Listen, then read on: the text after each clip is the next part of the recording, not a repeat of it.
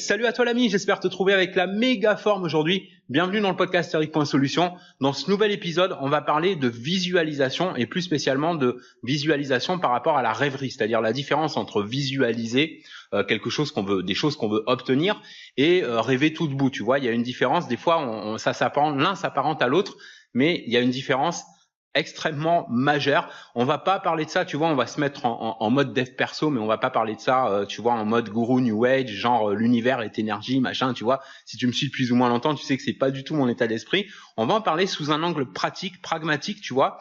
Et mieux que ça, je vais partager avec toi, et c'est la première fois que je le fais, même si j'ai déjà parlé de visualisation, j'ai déjà parlé de ce sujet-là dans plusieurs vidéos, parce que c'est un sujet qui me tient à cœur, qui a transformé ma vie, qui a transformé mon business.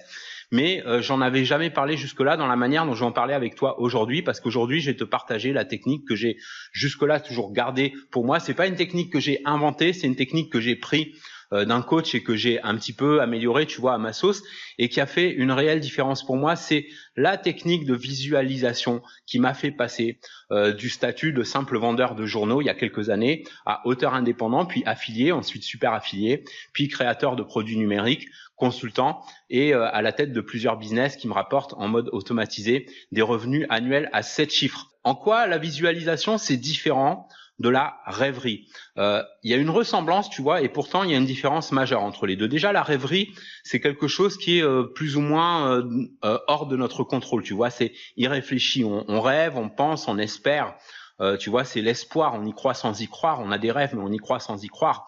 La visualisation, c'est totalement différent parce qu'on est intentionnel, on a l'intention de réaliser ce qu'on visualise. On utilise l'imagination, on met l'esprit en action. Pendant que dans la rêverie, on s'accroche sur des trucs parfois irréalistes et ça peut entraîner même parfois, tu vois, le déni et l'isolement. Donc ça peut être dangereux, ça peut créer la désocialisation, la dépression, etc.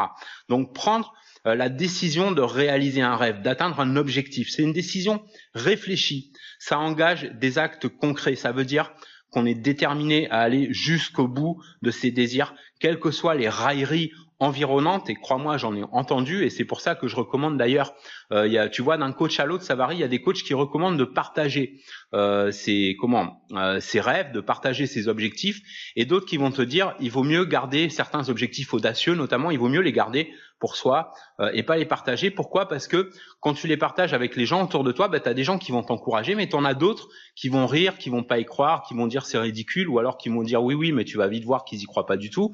Et donc ça peut déstabiliser, ça peut réduire la confiance en soi. Or, la confiance en soi, c'est indispensable pour pouvoir avoir une visualisation efficace. Donc, quels que soient les colibés, les railleries environnantes, les obstacles de la vie et tout ce qui peut ralentir, freiner ou faire reculer, si tu es déterminé à aller jusqu'au bout de tes désirs, tu vas les atteindre. Point barre. Il n'y a pas d'autre, je veux dire, il n'y a pas 36 explications. Alors, il y a des fausses croyances, il y a des perceptions à propos de la visualisation.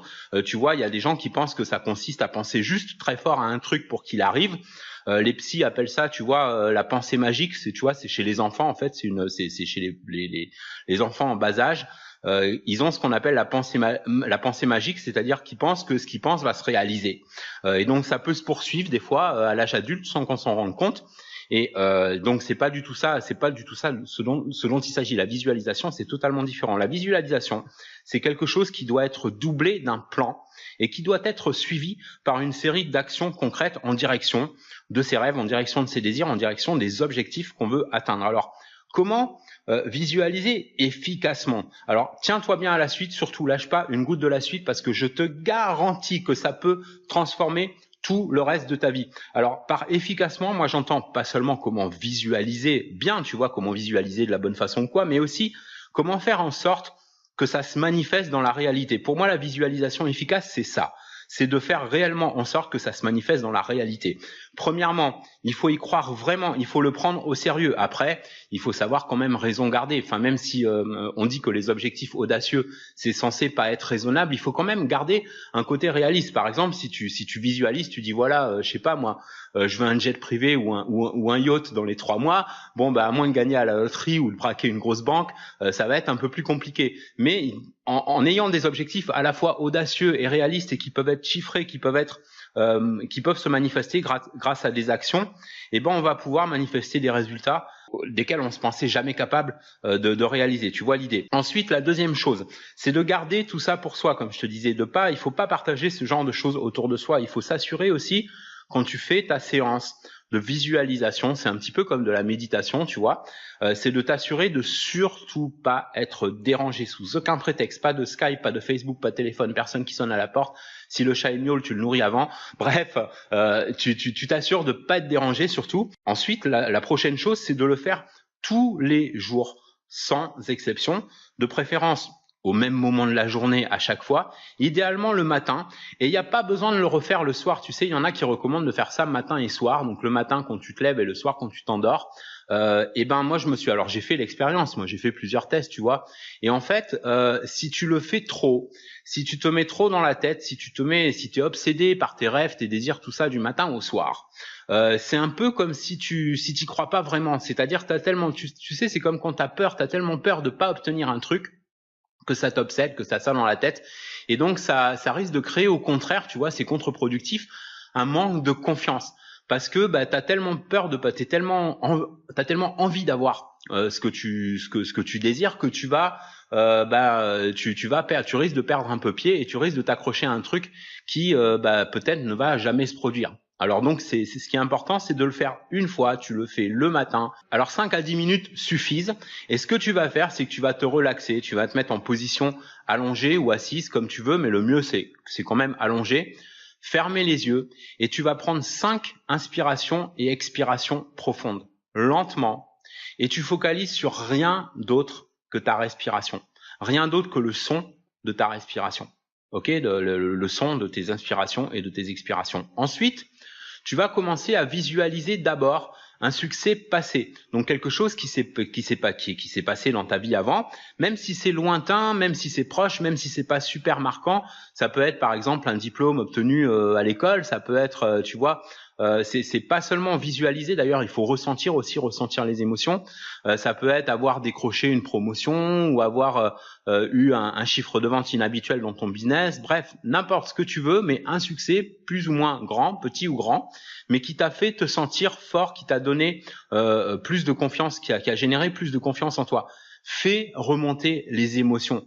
Reconstitue la scène, y compris le lieu, les participants. Alors pas d'anxiété, tu vois, si les images sont pas nettes dans un premier temps, t'inquiète pas. La pratique régulière va augmenter la netteté des images dans ton esprit. Donc si tu le fais régulièrement, si tu le fais bien tous les jours, au début ça va être peut-être un peu flou, et puis au fur et à mesure, tu vas avoir des images claires.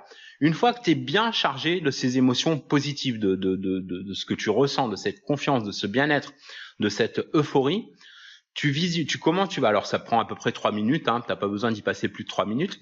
Tu vas commencer maintenant à visualiser ton objectif. Même principe, image, lieu, personne, émotion.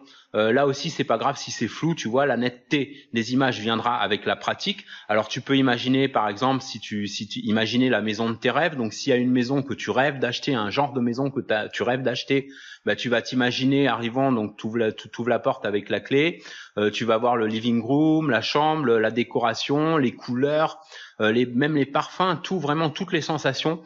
Le tout, c'est de former une image de plus en plus précise, de plus en plus concrète. Ok, donc t'as rien à perdre à faire ça, même si pour le moment t'es pas vraiment convaincu. Fais comme si c'était en train de se passer. T'as rien à perdre et tu vois, ça prend pas beaucoup de temps aussi. Donc tu fais ça. Si c'est la voiture de tes rêves, donc imagine-toi au volant de cette voiture, tu vois la sensation du cuir à l'intérieur, du bois, tu vois les sensations, les émotions, tout. Après, je vais pas te donner tous les exemples, ce sont tes propres rêves et je te conseille de focaliser sur une chose, tu vois, pas sur 36, donc sur un de tes objectifs, celui que tu veux le plus atteindre. Donc imagine aussi comme si tout ça était déjà là. Tu vois, parce que le subconscient, il a aucune notion du temps, ni du passé, ni du présent, ni du futur. Donc c'est pas la peine même si on se projette en quelque sorte dans le futur, c'est pas la peine d'avoir une notion du temps dans cet exercice-là. Tu fais comme si c'était déjà là, comme si tu étais dedans, comme si tout ça était réel. Et donc en fait, les émotions que tu as déclenchées au départ avec la première partie, avec le souvenir d'un succès que tu as fait remonter, c'est une sorte d'encre, tu vois, à laquelle t'es rattaché et qui va te booster pour avoir les sensations de l'objectif, donc qui est l'objectif futur. Alors, la durée de la deuxième partie, c'est à peu près 3 autres minutes aussi, tu vois. Et à ce moment-là, quand tu as fini de bien tout visualiser, tu rouvres les yeux, donc tu vois, ça t'a pris 6 minutes, pas plus.